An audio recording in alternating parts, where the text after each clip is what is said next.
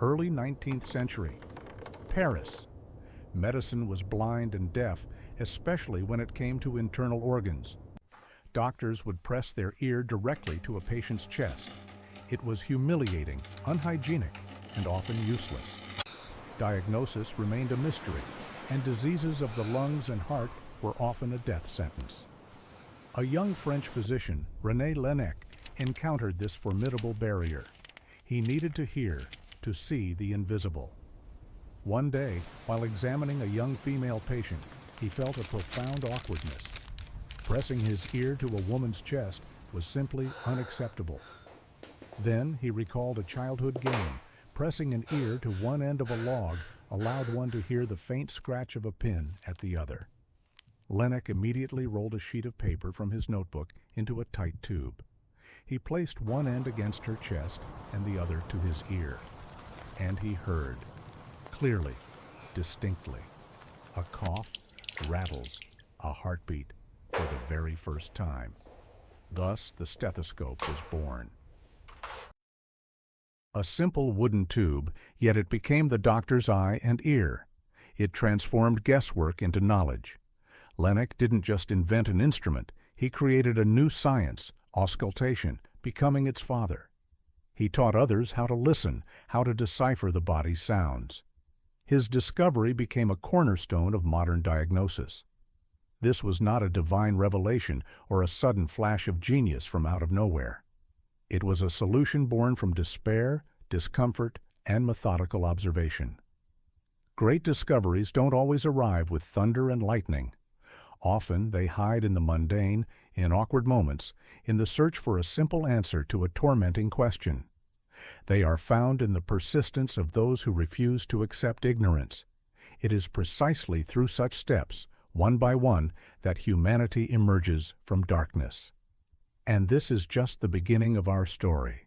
Long before one man dared to listen to the body, medicine was a realm of dogma and powerlessness. Illness afflicted individuals with an invisible force, tormenting both flesh and spirit. Physicians had no knowledge of what transpired within. They could only guess, relying on external manifestations and centuries-old superstitions. For 2 millennia, the authority of ancient texts superseded observation. The theories of Hippocrates and Galen, established over 1,500 years before the 19th century, did not merely shackle thought. They formed an unshakable foundation upon which the entire medical world rested. Any attempt to question them, any desire to verify their truth, was considered not merely an error, but heresy, an assault on established principles. The scientific approach was alien. Empirical data was ignored. The primary source of knowledge remained treatises written long before the advent of the microscope, before the understanding of blood circulation, or the recognition of hygiene's role. Diagnosis was more often a superstition than a scientific conclusion. The nature of illness remained a closely guarded secret. Treatments were barbaric. Bloodletting weakened patients, draining their last reserves of strength. Mercury, used against syphilis, poisoned the body, leading to agonizing death. And wounds? They were not disinfected. Instead, they were cauterized with red-hot irons or doused with boiling oil, under the belief that this expelled bad humors. These methods, intended to heal, transformed minor injuries into deadly gateways, open to any infection. Pus, a clear sign of infection, was considered laudable. Physicians saw it as a cleansing process, failing to understand that it merely accelerated the path to death. It was believed that pus indicated the disease was exiting the body rather than penetrating deeper. Autopsies remained rare, and anatomy was a forbidden subject for many. Internal organs were unexplored territory, a field for conjecture and myths, where reality mingled with fantasy. No one could truly comprehend what was happening with the heart, lungs, or stomach. Their functions, their diseases, all were shrouded in an impenetrable veil of mystery. The patient was condemned to suffering, often to an agonizing death. The physician was condemned to helplessness, hidden behind a mask of confidence. It was a world where life and death were determined not by knowledge, but by blind faith, cruel misconceptions, and blatant ignorance. A world desperately in need of enlightenment. A world where every breath of the sick was a silent plea for understanding. Into this world of silent suffering and medical impotence stepped René Laennec. He was born in Quimper, Brittany, in 1781. Orphaned at a young age, the boy was raised by his uncle, a physician who instilled in him an early interest in medicine and keen observational skills. Laennec received an excellent education, first in Nantes, then in Paris, at what was then the most progressive medical school. He studied under the eminent minds of his time, such as Jean-Nicolas Corvisart, Napoleon's personal physician, who was among the first to employ percussion, tapping the body for diagnostic purposes. This was a step forward, but still insufficient. Laennec absorbed knowledge, but his keen mind could not ignore the gaping chasm between academic theories and the horrifying reality of the hospitals. His days were spent in the wards of Paris's Necker Hospital, where he witnessed helplessness daily. Dozens, hundreds of patients died, their ailments undiagnosed. Pulmonary diseases, heart defects, their true nature remained hidden. Doctors could only speculate, relying on external signs that were often misleading. Laennec saw how bloodletting and cauterization only worsened patients' conditions. He observed how pus, that harbinger of death, was considered a sign of healing. He was not a revolutionary challenging the status quo. He was a doctor who desperately wanted to help. He was dissatisfied with the answers offered by the medicine of his era. He could not reconcile himself to diagnosis being mere guesswork and treatment a lottery. A quiet but powerful dissent matured within him. He felt there had to be another way, a path based not on ancient dogmas, but on precise knowledge and a deep understanding of the human body. This inner conviction, born from daily encounters with death and ignorance, became his driving force. His inner conviction demanded action. In the wards of Necker Hospital, where hundreds of patients died daily from undiagnosed lung and heart diseases, Laennec continued his search. He encountered the same barrier, how to understand what was happening inside the body when direct application of the ear to the chest, especially for young women, was unacceptable. This was more than just etiquette, it was a barrier concealing the truth about illness. Physicians remained deaf. One day, at the bedside of a young patient, that same awkwardness overwhelmed him again. He saw her suffering, but could not precisely determine the cause. The old method was useless. Then, in a moment of desperate searching, his mind flashed back to childhood memories, to a game where an ear pressed to a log could pick up the slightest sound from the other end. It was simple, but could it work with the human body? Laennec immediately took a sheet from his notebook. He rolled it into a tight, firm tube. Quickly, decisively. He placed one end against the young woman's chest, the other to his ear.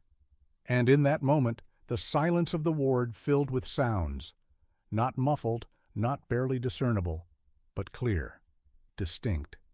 He heard. He heard a faint cough, tearing at the lungs. He detected rattles cutting through the silence. He distinguished a rhythmic, yet alarming heartbeat that had previously been only an indistinct murmur. This was not just sound, it was the body's voice. A voice that had remained silent for years. For the first time, he gained direct access to the patient's inner world. For the first time, illness ceased to be invisible. This simple cylinder, first of paper and then of wood, became his window, his ear, his vision. Thus the stethoscope was born, not merely an instrument, but a portal. It not only allowed the physician to hear, it fundamentally altered the paradigm of diagnosis itself. Now, diagnosis was built not on guesswork or external signs, but on objective data. The body's sounds, previously chaotic and incomprehensible, now acquired meaning. Laennec began to systematize them, creating a classification. He taught others. He gave them the keys to understanding. This moment, born from awkwardness and a simple experiment, became a turning point. It ushered in a new era of medicine where knowledge supplanted dogma and precise observation replaced centuries-old superstitions. The invention was just the first step. Laennec didn't stop there. He understood that the paper tube was merely a prototype. He needed a durable and reliable instrument. He experimented with materials, finding wood to be ideal.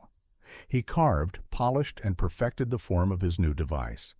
It was not just a cylinder, it was a meticulously crafted acoustic instrument capable of amplifying the slightest internal rustle within the body. He named it the stethoscope, from the Greek words for chest and to look. But the name was just the beginning. The real work began afterward. Laennec didn't just listen, he heard, and then he analyzed. He applied the stethoscope to hundreds of chests, listening to coughs, rattles, wheezes, and heart murmurs. He recorded everything immediately, in meticulous detail. Every observation was noted, every sound received its description. This was pure empiricism in action. He did not seek confirmation of old theories. He built new ones, relying solely on what he heard and saw. His genius lay in systematization. He created a classification of sounds, like a new alphabet, pleural friction rub, crepitation, a sound resembling the crunch of snow underfoot, bronchial breathing. All these terms, which seem natural to us today, were coined by Laennec. He gave language to what had previously been incoherent noise. But merely listening was not enough. Laennec understood that sounds needed to be linked to real changes within the organs. He didn't just treat patients, he learned from them. Every death was not a defeat, but a lesson. After a patient's death, if possible, Laennec conducted an autopsy. He dissected the body, correlating the sounds he had heard during life with the damage he observed after death. If he had heard moist rales during life and found tuberculous cavities in the lungs during autopsy, he established a direct connection. This was a method of correlation, a way to test hypotheses in practice.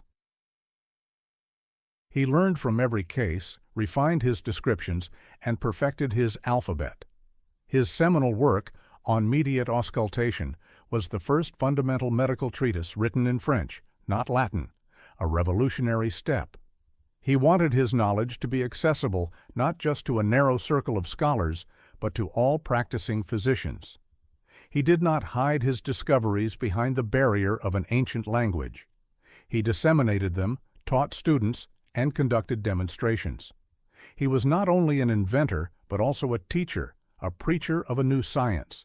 He didn't just give doctors ears, he gave them a new way of thinking, a new way of perceiving disease. He taught them to trust their senses, not authority. This marked the beginning of the end for the era of dogma, the dawn of evidence-based medicine. However, not everyone was ready to embrace this new world. Laennec's invention, his new science, met with stubborn resistance. The medical establishment, which for centuries had relied on ancient texts and personal sensations, viewed the stethoscope not as a breakthrough, but as an affront. For many professors whose careers were built on the authority of Hippocrates and Galen, the wooden tube was a ridiculous toy. They scoffed, calling it a musical instrument for the deaf. Accusations poured forth. "This is cold mechanics, not the art of healing," some cried, believing that a true diagnosis emerged from intuition and long experience, not from listening to noises. Others declared that the stethoscope violated the intimacy between doctor and patient, reducing a noble profession to a mere trade. The most vehement criticism came from those unwilling to admit their own ignorance. The stethoscope mercilessly exposed their inability to distinguish tuberculosis from bronchitis or heart failure from a common cough. It demanded new thinking, new knowledge, and this was a threat to their position, their reputation, and their established world where diagnosis was more a guess and treatment a ritual. They argued that the device distracted the physician from the true signs of illness, that it was unnatural and humiliating to the patient. Some doctors demonstratively refused to use the stethoscope, considering it a useless, even harmful, accessory. It was easier for them to reject what they didn't understand than to admit their error. Laennec was accused of charlatanism, of attempting to mislead the medical community. His method seemed too simple to be true. How could a mere piece of wood yield so much information when for millennia doctors had remained blind and deaf? It simply did not fit their worldview. They tried to ban his lectures and discredit his research. The resistance was powerful, deeply rooted in centuries of tradition and fear of change. However, Laennec also had patrons. Young physicians, weary of helplessness and dogma, eagerly absorbed his knowledge. They saw real results. They heard. They understood. Among his supporters were experienced clinicians, such as Jean-Nicolas Corvisart, who, despite his esteemed age and status, possessed a sharp mind and a readiness for innovation. He and other progressive minds defended Laennec, seeing his invention not as a whim, but as a powerful, life-saving tool. They organized demonstrations, confirmed his findings, and published articles in his defense. Despite the mockery and resistance, the truth slowly but surely made its way. Patients whom Laennec diagnosed using the stethoscope showed astonishing diagnostic accuracy, often confirmed by autopsies. These were irrefutable proofs. The battle for recognition was long and arduous, but every diagnosis that saved a life, every secret of the body revealed, became another argument in favor of the new science. However, arguments alone were not enough. A decisive blow was needed, and Laennec himself delivered it. In 1819, he published his monumental work on Mediate Auscultation. This was more than just a textbook, it was a manifesto for a new medicine. Every page, every described sound, every correlation with pathological findings challenged centuries of dogma. The book caused a storm. The old guard, those very professors who had mocked the wooden pipe, were now forced to confront systematized knowledge. But they did not surrender. They continued to criticize, labeling his findings speculations and the method itself a whim. Their words rang loudly, but the reality of the hospitals spoke otherwise. Laennec did not argue with words, he responded with action. He conducted open clinical demonstrations. In the wards of Necker Hospital, before hundreds of physicians, students, and skeptics, he applied his stethoscope to a patient's chest. He listened, and then he pronounced his diagnosis. Not merely lung inflammation, but tuberculosis with cavities in the upper lobe, or pericarditis with effusion. His words were precise, down to the smallest detail. Most importantly, he was not afraid to show the results. When a patient died, Laennec, with the family's permission, conducted a public autopsy. Crowds of doctors gathered around, observing. And again, what Laennec had heard during life matched what they saw on the deceased body. Cavities, consolidations, effusions, everything was exactly as he had predicted. Once, at one such demonstration, one of his most fervent opponents was present, a professor who had for years mocked listening to noises. Laennec diagnosed the patient with a rare and complex heart condition. After the patient's death, an autopsy confirmed the diagnosis with terrifying accuracy.